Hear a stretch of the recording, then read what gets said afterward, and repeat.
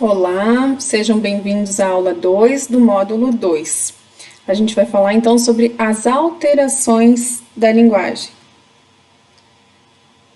Então, como apresentação, nós sabemos que as crianças que apresentam atraso ou alteração no desenvolvimento da fala e da linguagem comumente apresentam, como consequência, problemas futuros de aprendizagem. Tais dificuldades podem prejudicar a alfabetização e levar a criança ao fracasso escolar. Por isso, a segunda parte do módulo 2 será destinada ao estudo das alterações da fala e da linguagem para que o professor possa identificá-las e assim definir condutas mais assertivas na sala de aula.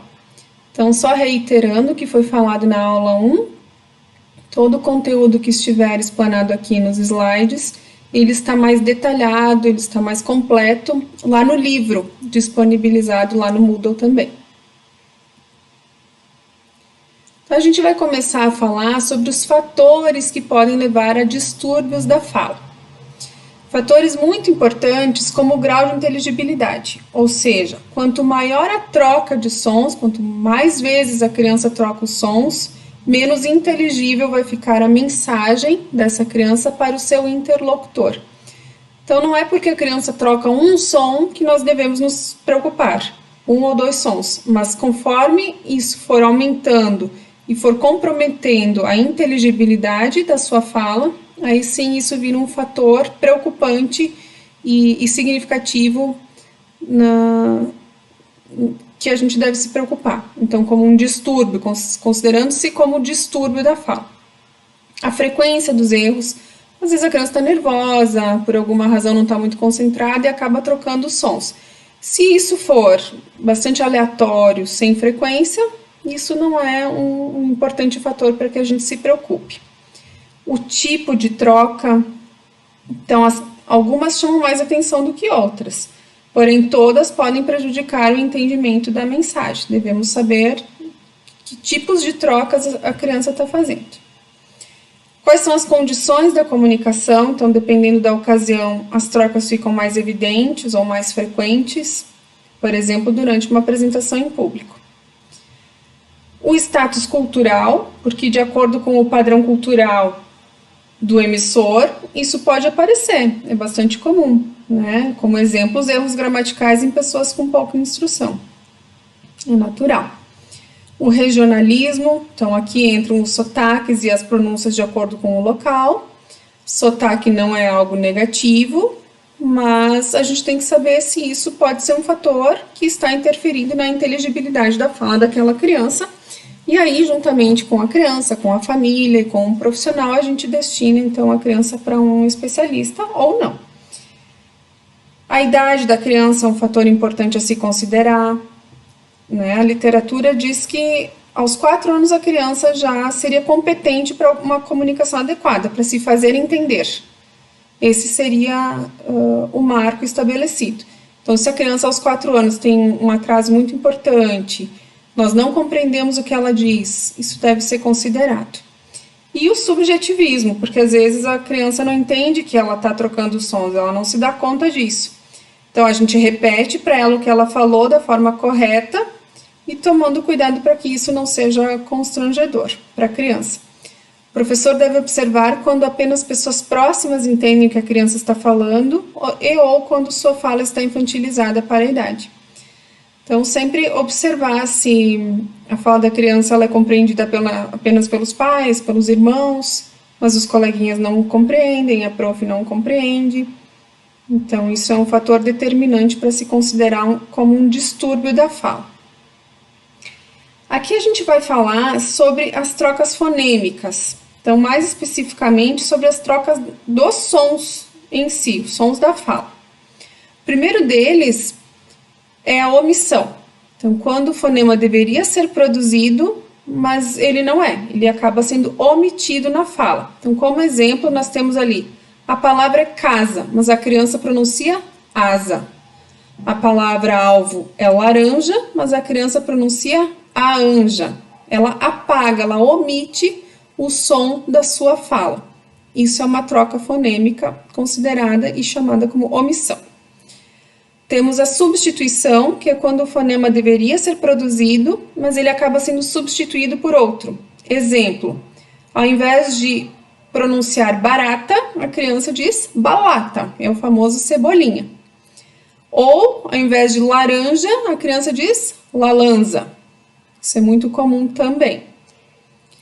Há a distorção, que é quando o fonema deveria ser produzido, mas acaba sendo trocado por outros sons aproximados. Por exemplo, ao invés de sapato, a criança diz chapato. Ela troca o S pelo som do X, ou do CH. Laranja, ela fala lauanja. Muito comum também, uma semivocalização ali do R fraco, né, do R. Contaminação é uma outra troca, que é quando o fonema deveria ser produzido, mas acaba sendo copiado pelo fonema mais próximo. É como se um trouxesse o outro. Exemplo, ao invés de perfume, a criança diz fefume. Como se o som do F, do fu, trouxesse o som do pan. Então, ao invés de perfume, sai fefume. Transposição é quando a ordem da produção está alterada, mudando algum fonema de lugar na palavra. Exemplo, lagartixa sai largatixa. Laranja sai ralanja, muitas vezes, né? Criança troca, transpõe, se confunde e acaba saindo diferente o som do que deveria, do som alvo. Troca de pares mínimos é quando nós temos uma dupla de sons que é muito parecida na boca, o ponto e o modo articulatório, porém uma é surda, outra é sonora, como nós já vimos na aula anterior. Então, som do P e do B é igual na boca, P e B, P e B. Façam aí, vocês vão perceber. É os dois lábios tocando. Só que a diferença é que o som do B produz uma vibração na prega vocal. Assim como o som do V, do D e do G, que seria o G, né? Porque nós não estamos falando de letras, estamos falando de sons. Então, é o PB, FV, TD, KG. Então, esses sons eles têm o mesmo ponto articulatório, porém uma é surda, a outra é sonora. É muito comum que as crianças troquem, principalmente as crianças que tiveram perda auditiva, mesmo que leve, ou que tiveram otites de repetição na fase da aquisição da linguagem, ali por volta de 1 aninho, 1 ano aos 2 anos, as crianças trocam. E a gente vê isso muito na escrita. É muito comum ver as crianças fazendo trocas de pares mínimos. O que são, então, os desvios fonológicos? Desvio é uma desordem linguística que se manifesta pelo uso de padrões anormais no meio falado da linguagem. Quando a criança troca os sons, produz algum desses padrões que nós vimos no slide anterior, porém depois da fase que ela já deveria ter adquirido, que é após os 5 anos. Então, os erros na produção de consoantes, audição normal, ausência de alterações neurológicas evidentes, habilidades cognitivas normais e capacidade de compreender a fala. Linguagem expressiva sem alterações com relação ao significado. Então, a criança ela não tem um atraso de linguagem, ela pode ter um bom vocabulário, ela pode ter um desenvolvimento normal, porém ela troca os sons depois dos 5 anos.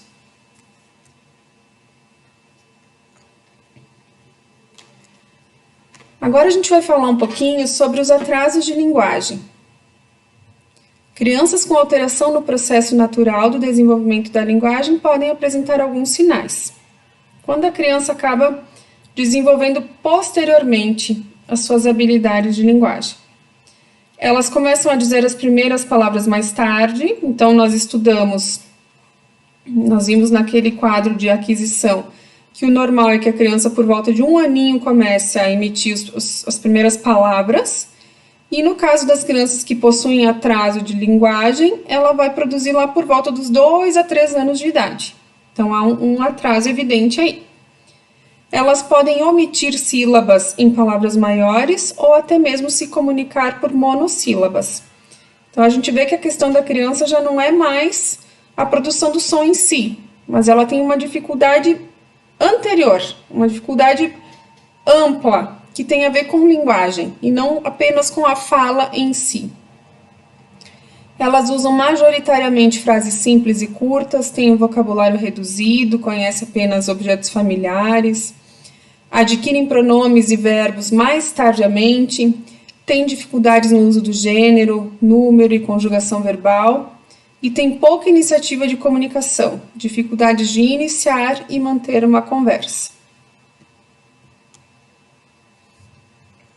Com relação à fala, nós podemos pensar nos desvios fonéticos e nos fonológicos. Os fonológicos têm relação com o som em si. Isso tem a ver com a representação mental do som. Os desvios fonéticos, eles têm relação com a produção dos sons, com a articulação desse som na boca. Então, normalmente, quando uma criança tem algum problema anatomofisiológico dos órgãos fonoarticulatórios, ela pode apresentar um comprometimento na produção dos sons. Então, ali tem alguns exemplos. A criança que possui o freio curto, né, aquela membranazinha abaixo da língua, está impedindo a movimentação dela. Então, a ponta da língua não se movimenta como deveria para produzir determinados sons. E aí os sons vão ficar distorcidos na boca. Alterações de arcadas dentárias. Então, ali tem alguns exemplos. A primeira delas é uma mordida aberta por uso de chupeta, por interposição da língua na respiração oral. Aí fica um espaço ali na boca que não deveria ter. Quando a criança vai falar, principalmente os sons do s, do z, sh e j, ela acaba tendo dificuldade. A língua escapa, não encosta adequadamente nos dentes e o som sai distorcido. A mordida cruzada. Então, ali tem um exemplo de quando a criança vai falar chapato, né? Em vez de sapato, sai um chapato, sai um som distorcido, um escape desse ar pela lateral da boca, ou pela frente também, quando a criança tem um CC anterior, sai aqui na frente o ar, pode sair então sapato, é quando a gente vê a linguinha escapando. Isso é considerado então um desvio fonético. E isso se corrige procurando um dentista, um fonoaudiólogo, ou conversando com o pediatra mesmo. Outras alterações que nós encontramos na linguagem são questões relacionadas ou a uma malformação, a uma predisposição genética, ou alguma lesão a nível de sistema nervoso central, problemas de audição, como nós já comentamos. Então, agora a gente vai falar um pouco brevemente sobre cada uma delas, que nós selecionamos para conversar com vocês. A primeira delas fala sobre a disartria. Quando é que acontece a disartria? Quando a criança sofre uma lesão cerebral e isso acomete a produção dos sons. Então, ela tem uma compreensão adequada, isso é muito comum em crianças com paralisia cerebral. É uma criança com cognitivo preservado, uma criança que tem uma excelente compreensão, mas pelo déficit motor dela, ela acaba não pronunciando dentro de um padrão de fala, né? Então o som sai desarticulado, sai distorcido. Isso é bastante comum em crianças que têm paralisia cerebral ou demais lesões cerebrais. De origem central, temos síndromes, tumor cerebral, demências, traumatismo craniano, etc. E de origem periférica, trauma na face, né, nos nervos da face, como nós já falamos, os 12 pares cranianos, uma sequela de uma cirurgia na cabeça e no pescoço, um tumor, isso tudo pode trazer dificuldade na execução motora do som. Então, nós chamamos isso de disartria. Um segundo exemplo é a afasia. Tem a apraxia, também bastante conhecida, que é um grave distúrbio motor. Ela afeta a habilidade da criança em produzir e sequencializar os sons. Então, a criança vai ter bastante dificuldade em se expressar, mais até do que na disartria. Ela pode ser pura quando é específica e não está associada a uma outra condição. Às vezes aparece sozinha, a apraxia. Às vezes ela está associada a outras síndromes também, síndromes genéticas. A afasia é um distúrbio de linguagem adquirido. Então, comumente também devido a uma lesão do sistema nervoso central. Também um AVC, um traumatismo crânioencefálico, tumores, quadros convulsivos. No caso das crianças, também a suspeita de causas emocionais, a literatura já traz alguns correlatos. Traumas muito fortes, enfim, questões que possam causar algum bloqueio na área da fala no cérebro. Existe a afasia receptiva, que é quando a criança tem um comprometimento na compreensão dos sons, e a emissiva, que é quando ela tem dificuldade na produção, né, na emissão das palavras.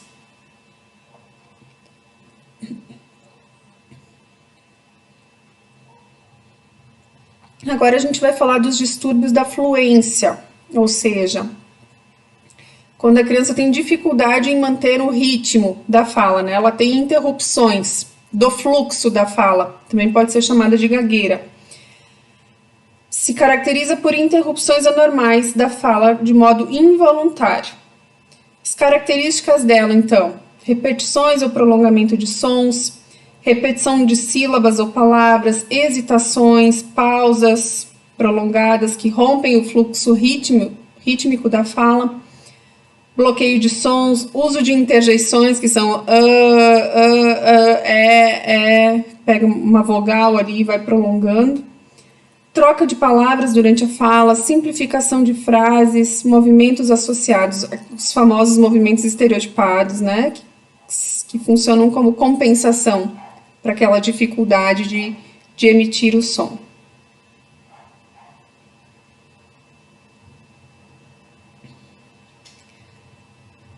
A surdez, então a deficiência auditiva pré-lingual, que é antes de desenvolver a linguagem, ela acaba comprometendo a fala de maneira mais grave, principalmente quando ocorre nos primeiros 6 a 18 meses, então prejudica muito a comunicação. Ela pode ser instalada na fase pós-lingual, e aí induz a regressão da comunicação, a criança se expressava, já estava desenvolvendo a linguagem, porém há uma remissão dessa habilidade. A perda do feedback auditivo contribui de maneira marcante para a alteração da elaboração e emissão da fala, porque a criança perde o estímulo, ela não se ouve mais e não ouve as demais pessoas, então ela perde o estímulo de continuar falando, mesmo que ela já tenha desenvolvido essa habilidade. E não apenas os casos de surdez neurosensorial podem levar a alterações no desenvolvimento da linguagem e da fala.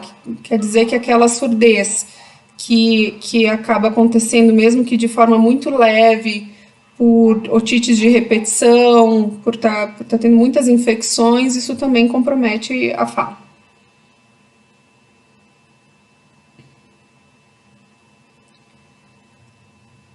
Chegamos ao autismo.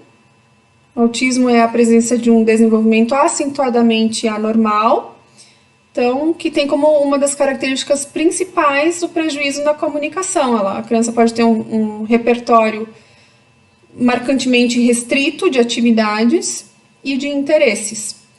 A perturbação deve ser manifestada por atrasos ou desenvolvimento anormal em pelo menos uma das seguintes áreas antes dos 3 anos. Na interação social, na linguagem usada por comunicação ou jogos simbólicos e, às vezes, regressão no desenvolvimento da linguagem. Como características, a dificuldade na comunicação não verbal, então a criança tem dificuldade em estabelecer o contato visual, expressão facial, posturas, gestos corporais, dificuldades na interação com outras crianças, presença de atraso ou até mesmo ausência da linguagem oral, presença de movimentos estereotipados, ecolalias, que é quando a criança fica repetindo o que ela ouviu, idiosincrasias, que é uma forma própria, específica de falar, a criança inventa uma maneira de se comunicar, estruturas gramaticais imaturas, que é quando há dificuldade de compreensão de metáforas, piadas, brincadeiras imaginativas quase ausentes, ou totalmente ausentes, tendência à mesmice e resistência à mudança. A gente está falando de forma muito resumida, muito breve, porque é para a gente ter uma noção básica mesmo sobre cada item cada alteração. Com relação à fissura lábio-palatina, a gente já comentou anteriormente, mas só para relembrar, são lesões que têm como causa malformações congênitas, caracterizadas por aberturas ou descontinuidade das estruturas do lábio ou do palato, que é o céu da boca. Tem localização e extensões variáveis, às vezes só o lábio, às vezes pega o céu da boca até a metade, às vezes vai até o finalzinho, até a úvula, lá, até o sininho lá da boca. Nem sempre se manifestam isoladamente, podendo estar associadas a síndromes ou outras anomalias. Nós poderíamos citar diversas síndromes que causam alteração na linguagem. No livro que está lá no Moodle, a gente fala de diversas delas, inclusive a síndrome de Down, que tem um acometimento importante da linguagem. Recomendo que todos leiam com calma. Fala sobre síndrome de Angelman, Rubinstein, Prader-Willi, X frágil e assim por diante. E para finalizar, temos a paralisia cerebral, que é uma lesão cerebral que acontece quando falta oxigênio no cérebro do bebê durante a gestação, no parto ou até 2 anos após o nascimento. Então, é uma doença que não progride, mas depende do local, da extensão dela, ela pode acometer consideravelmente a linguagem. Pode ser provocada por traumatismo, envenenamento, uso de medicações para doenças graves, pode ter doenças durante a gestação que também causam essa alteração, tem o sarampo, a meningite, assim por diante. Então, como nós já comentamos, esse prejuízo pode trazer uma série de malefícios para o desenvolvimento da linguagem. Como identificar alterações na linguagem? Então, a gente pode se fazer algumas perguntas importantes. Essa criança, ela tem intenção comunicativa? Ela gosta de interagir? Ela procura o outro com o olhar, com gestos, tocando, olhando ou até fazendo sons? Como é a intenção comunicativa? Porque a criança não desenvolve fala se ela não sentir a necessidade de interagir com outra criança. Então, esse item é fundamental. Quando ela tem expressão oral, ela se comunica com frases ou apenas com palavras isoladas? De acordo com a idade. Então, nós já sabemos que com 4 anos aproximadamente, a criança já possui uma fala sem alterações. Talvez alguns sons ainda não adquiridos, mas o padrão de fala é muito próximo já do adulto. Ela é uma fala inteligível. Essa criança apresenta fala em jargão, que são palavras sem significado. Ela tem trocas de sons na fala. Ela tem distorções nos sons da fala. Distorção é quando ela não troca por outro som, mas ela distorce aqui na boca. Ela tem alterações na fluência, no ritmo, no fluxo das palavras. Então, são perguntas que a gente pode fazer para começar a ligar o sinal de alerta com relação a possíveis alterações no desenvolvimento da linguagem. E aqui, a equipe de fonos desenvolveu uma sugestão para que vocês possam triar os seus alunos. Então, a gente sugere que vocês usem um arcabouço de vocabulário, pode ser feito através de figuras ou miniaturas.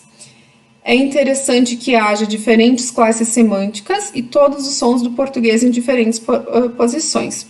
Então, a gente pode fazer uma avaliação da criança, uma avaliação breve, uma triagem da criança, usando miniaturas de cozinha, alimentos, animais, automóveis e assim por diante, com fotografias ou com miniaturas. O uso de algum instrumento, então a gente pode usar uma figura ou aquelas historinhas de sequência lógica para estimular a fala espontânea e observar assim a fluência e estrutura gramatical, porque quando a gente avalia o vocabulário, muitas vezes a criança responde só com a palavra isolada, mas se a gente quer observar como é que está o restante da linguagem, as demais funções, a gente pode usar um outro tipo de instrumento, então, que incentive ela a ter uma fala espontânea. Ah, me conta o que tu tá vendo aqui na figura. Aí a criança vai dizer, tô vendo a mamãe, o filhinho, ela vai interagir, ela vai conversar, e aí vocês vão conseguir observar as demais funções. E como terceira dica ou sugestão, formular perguntas que aumentem gradativamente a complexidade para analisar a compreensão.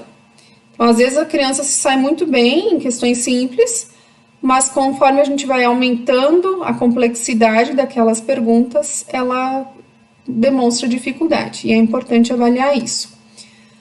Nós trouxemos aqui o exemplo de uma triagem que foi desenvolvida por uma colega, fono da equipe que está fazendo essa formação, a Jaqueline.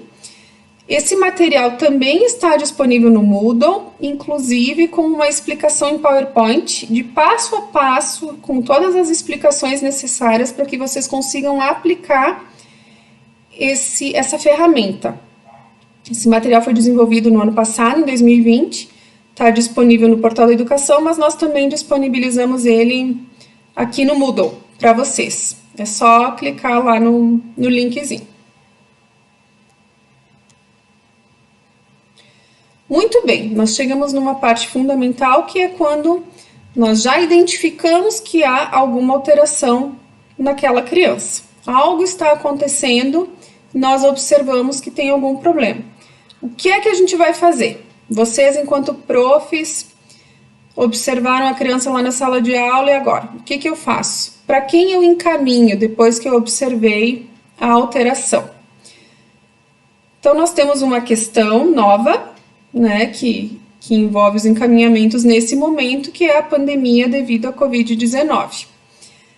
Os serviços de fonoterapia do município de Caxias do Sul estão suspensos nesse momento, né? Pode ser que daqui um mês, daqui um tempo, as coisas mudem, então nós pedimos que vocês se informem nos órgãos competentes, que vocês liguem para a SMED, liguem lá para o SES, liguem para a saúde, para obter a informação mais atualizada possível.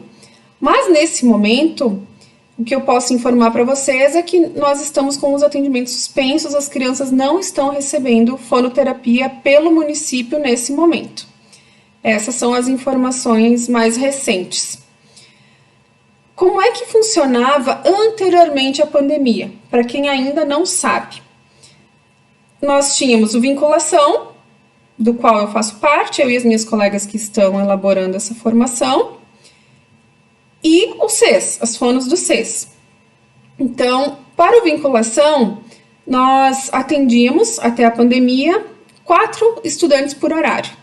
Né, em modelo de grupo, entravam 4 crianças por vez. O foco do trabalho eram, então, os desvios fonológicos, ou seja, as trocas da fala, né, com idade mínima de 5 anos. Então, o encaminhamento ele era feito pela escola, através do formulário que está lá no Portal da Educação, preenchia todos os dados e entregava lá no expediente da SMED. E essas crianças chegavam para nós. A fila de espera na época não era tão alta, nós seguíamos até que a criança recebesse alta ou atingisse o número máximo de sessões permitido. No momento, atendimento suspenso. Só para reiterar, não estamos atendendo ainda, isso não está sendo possível. Portanto, quando vocês tiverem a necessidade de encaminhar, precisam atualizar essa informação. Os outros distúrbios de linguagem, que precisam de terapia fonoaudiológica individual, eles são feitos para o SUS, via UBS. Encaminha a criança pela UBS para que ela receba fonoterapia. Então, a gente tem como exemplo ali as crianças que possuem alguma síndrome, autismo, paralisia cerebral. Em geral, elas têm que ter um trabalho diferenciado, um trabalho individualizado. E por isso elas têm essa indicação, então elas não seriam encaminhadas para o Vinculação. Tá? Isso para que vocês saibam como é que era anteriormente à pandemia. Agora nós não temos ainda uma informação atualizada, né? Porque no momento os atendimentos estão suspensos, é isso que a gente sabe até esse momento. Com relação aos demais encaminhamentos, quando precisar mandar para um neurologista ou psiquiatra, A gente vai avaliar se é uma criança que tem dificuldade de compreensão, se ela fez uma avaliação auditiva e deu normal, e mesmo assim ela tem dificuldade de compreensão, ela pode ser encaminhada para um neurologista ou psiquiatra. Crianças com sinais de autismo, crianças com dificuldade de concentração. Mandar crianças para o dentista quando a gente observa alguma alteração nas arcadas dentárias. Tem uma mordida aberta, aquele buraquinho lá, como nós já vimos nos slides anteriores. Então, a gente pode encaminhar para o dentista via UBS. Mandar para o otorrino as crianças que respiram pela boca, que têm suspeita de perda de audição. Crianças que têm alterações da voz, tem uma voz rouca, ou uma voz que sai demais ou não sai pelo nariz, também a gente observa, vocês podem encaminhar para o otorrinolaringologista. E para um psicólogo, quando precisar também, via UBS, as crianças que têm mutismo seletivo, não querem falar de jeito nenhum em público, não vai funcionar mandar essa criança diretamente para o vinculação, porque lá em grupo, essa criança não vai se sentir estimulada a falar. Primeiro a gente tem que descobrir quais são as causas desse mutismo, e isso quem vai fazer é o psicólogo, ele é o profissional mais adequado. Uma criança que tem uma timidez exacerbada, um comportamento excessivamente infantilizado, precisa ser avaliada por um profissional da psicologia, então.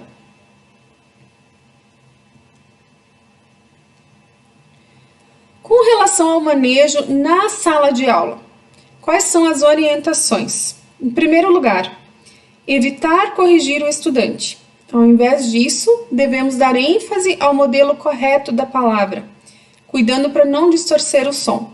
Então, se a criança está falando errado, ao invés de a gente corrigir e dar ênfase, não fala assim, você falou errado. Não faça isso. Fale corretamente, nunca diga prof, porque distorcer o som é ensinar um modelo errado ao estudante, e isso não vai ajudar. Então, fale corretamente, prof, enfatizando a maneira correta. Devemos ter cuidado com atividades em que o estudante tem que se expor verbalmente, respeitando os limites emocionais de cada um. A gente observa crianças com traumas, porque foram expostas, não que elas não devam ser estimuladas a se expor, devem, mas sempre cuidando com os limites. Tem crianças que têm muita dificuldade, têm muita timidez, e se a gente forçar demais, às vezes sem um cuidado, sem uma atenção, isso pode traumatizar ao invés de estimular. Os estudantes que não conseguem se comunicar verbalmente, devemos fornecer recursos para que ele possa se comunicar. Então, existe uma série de meios para que a comunicação se estabeleça de forma suplementar e ou aumentativa. Existem programas, softwares, fichas, a gente pode fazer pranchas, comandos, tablet, tem uma série de recursos para que a criança consiga se comunicar, mesmo que de forma não verbal, mesmo que não oralizando.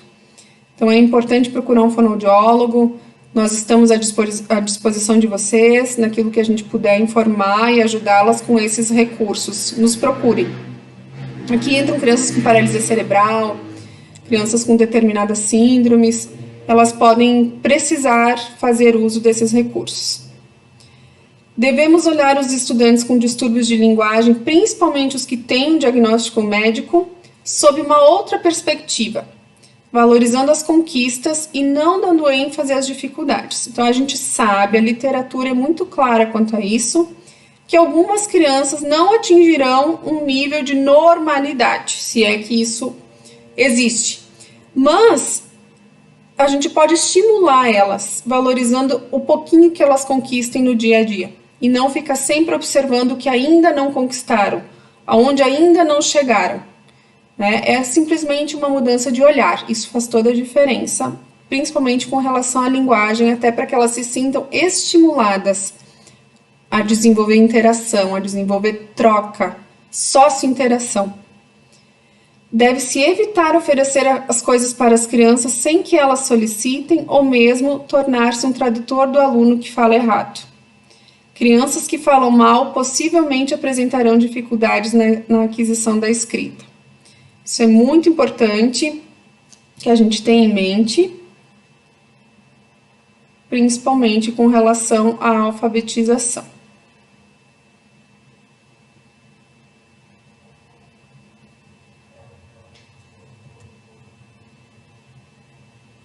Nós trouxemos para vocês, e isso está bastante explicado e detalhado no livro, na ferramenta livro lá do Moodle, algumas dicas para estimular o desenvolvimento da fala e da linguagem na sala de aula. Então tem lá as atividades. Eu vou falar a primeira. Passeio ao mercado seria uma atividade com letras do alfabeto, pega as letras, cujo objetivo seria estimular a sequência oral e a atenção auditiva. Como é que se faz isso? Com os alunos sentados em roda, o professor sorteia uma letra do alfabeto, mostra aos alunos e diz: fui ao mercado e comprei. Aí mostra a letra que foi sorteada. O aluno seguinte deve repetir a frase, dizer a primeira palavra dita e acrescentar mais uma com aquela mesma inicial. E o jogo segue até que todos tenham dito alguma palavra. Outras letras também podem ser adicionadas à brincadeira. Outra atividade aqui como exemplo, o caça-rimas. Caça-rimas são fichas com palavras e fichas com desenhos. O objetivo é estimular a linguagem e a associação.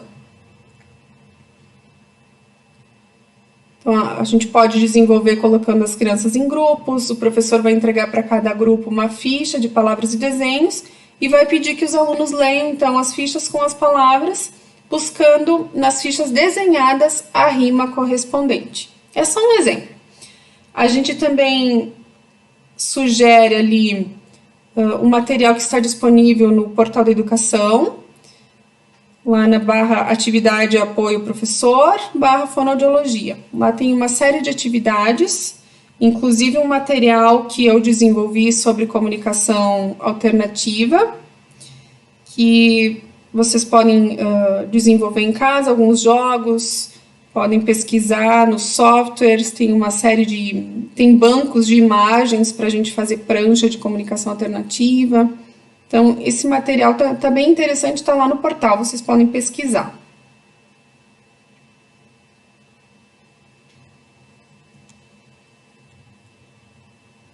Então, eu encerro por aqui a aula 2 do módulo 2 de linguagem.